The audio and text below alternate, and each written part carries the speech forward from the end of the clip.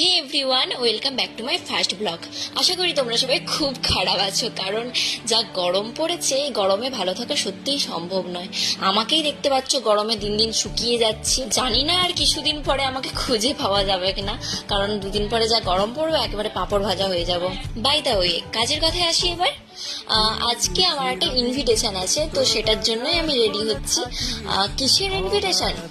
দাঁড়াও বলছি। অ্যাকচুয়ালি আমার কাকুর মেয়ে, মানে আমার দিদি, তার মেয়ের অন্নপ্রাশনটা কিছুদিন আগে হয়ে গেছে, এখন তার অনুষ্ঠান করবে। তো আমি মাসি বলে কথা, আমাকে তো যেতেই হবে। আর আমার ওই দিদির বাড়িটা না অনেকটা দূরে, সেই দেউলিয়া পেরিয়ে জিয়াদা। আর এতটা দূর যাব এই থবড়া নিয়ে তো আর যাওয়া যায় না বলো। তাই মুখটাকে একটু ভালো করে ঘষে মেজে নিচ্ছি। আর মনে দেখতে খারাপ, সাজলেও কি আর মন কাকে কেউ দেখবে?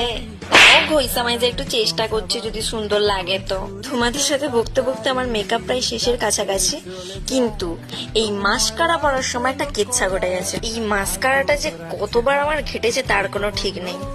শুধু চোখ বন্ধ করে দিচ্ছি, পুরো চোখ আমার কালো হয়ে যাচ্ছে। দেন আমি অনেকটা চেষ্টা করেছি ঠিকঠাক করার, আমার তো লাস্টে ঠিকঠাকই লাগছিল। জানি না সামনে থেকে যারা দেখেছে তাদের কেমন লেগেছে। তোমরা একটা জিনিস দেখেছো কি, সাইডে কত জিনিসপত্র? আমরা বাঙালি বস, যতই আমাদের আলমারি থাকুক না কেন, সেই খাটের স্ট্যান্ডে জামা কাপড় থাকবে, আর কার নিচ খাটের তলা সব জিনিসপত্র ভর্তি। কার কার বাড়িতে এরকম হয় কমেন্ট করে জানিও কিন্তু।